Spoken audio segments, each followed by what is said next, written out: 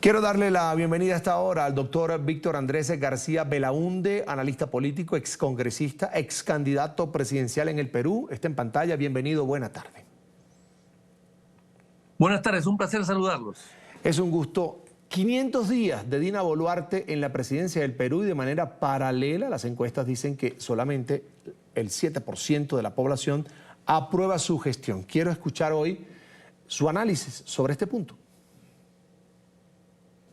Bueno, es una baja aprobación inédita, evidentemente.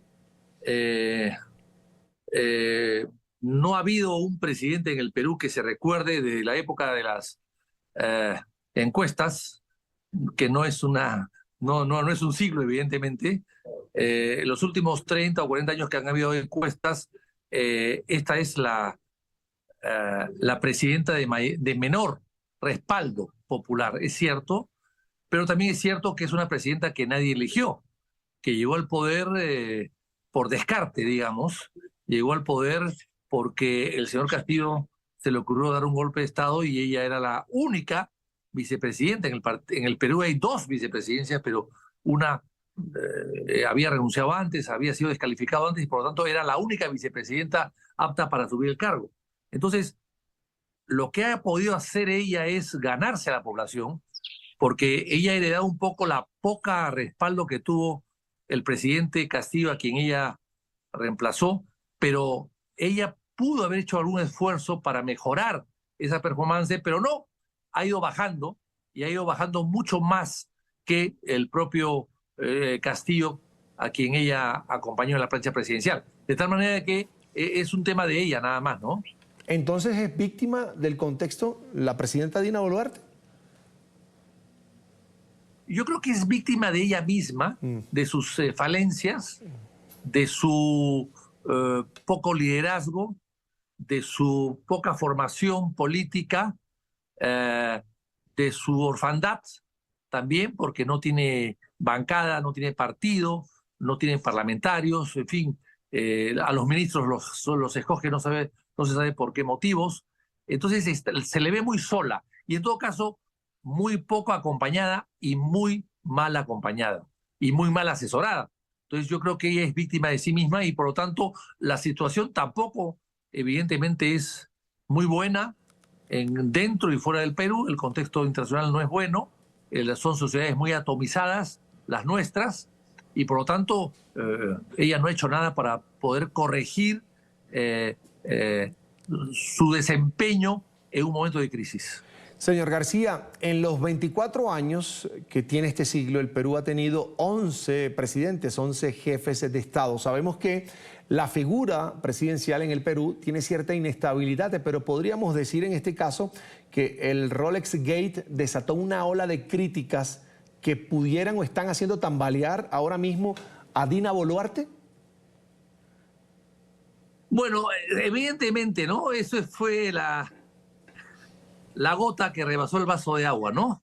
Sí, el Rolex, pues, claro, el Rolex es muy caro, pero en términos de presupuesto nacional no es nada, ¿no? Sin embargo, transmite mucho, transmite un malestar, una figura, un concepto, una personalidad, una, una conducta frívola y vanidosa, que eso evidentemente daña su imagen y eso hace que la gente un poco desconfíe de ella y que no crea pues que es una persona que representa al pueblo, evidentemente, ¿no? Los primeros meses del gobierno de Dina Boluarte fueron complejos, mucha agitación, muchas protestas, unas manifestaciones muy violentas además por parte de ambos bandos. La ciudadanía pedía incluso un adelanto de elecciones, la presidenta no cedió y ahora tenemos en la mira julio 2025, elecciones generales en el Perú. Hay todavía mucho camino por delante. Claro, claro, porque no hemos estado acostumbrados en el Perú, y además las constituciones tampoco se pusieron en ese caso, de que un vicepresidente que nadie conoce, que nadie vota por él, que sale elegido como dama de compañía del jefe de Estado, del candidato a la presidencia, tenga que gobernar más que el titular. Un accesitario, un suplente que entra en la cancha y que tiene que jugar todo el partido prácticamente desde los primeros minutos. para eso no estaba previsto. Eso nadie se imaginó que eso podía pasar. Y claro, y tampoco por eso es que los presidentes se esfuerzan en escoger mejores vicepresidentes que los acompañen, pensando que no van a nunca gobernar. Y efectivamente, últimamente han habido dos que sí han gobernado y por lo tanto fueron mal escogidos por sus cabeza de lista, por la cabeza presidencial, por el que ocupó la candidatura a la presidencia de la República. Entonces, claro, esta señora está gobernando mucho tiempo, va a gobernar mucho tiempo sin tener pergaminos para hacerlo, ni preparación, ni liderazgo, ni equipo, y por lo tanto no se ha dado cuenta o no quiso darse cuenta de que su función era, en todo caso, adelantar las elecciones y entregarle el poder a su sucesor.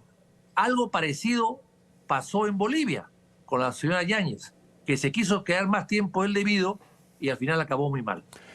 Entiendo la comparación, aunque hay pues, diferencias sustanciales con el caso de Yanine Áñez en Bolivia. El fantasma de la moción de vacancia se pasea por el Congreso peruano. ¿Usted cree que puedan ejecutar la moción de vacancia contra la presidenta Dina Boluarte? No, no, yo creo que no hay, la oposición es muy descafeinada, digamos, hablando en términos colombianos. Es muy descafeinada, es muy light. El Congreso no fiscaliza mucho o casi nada.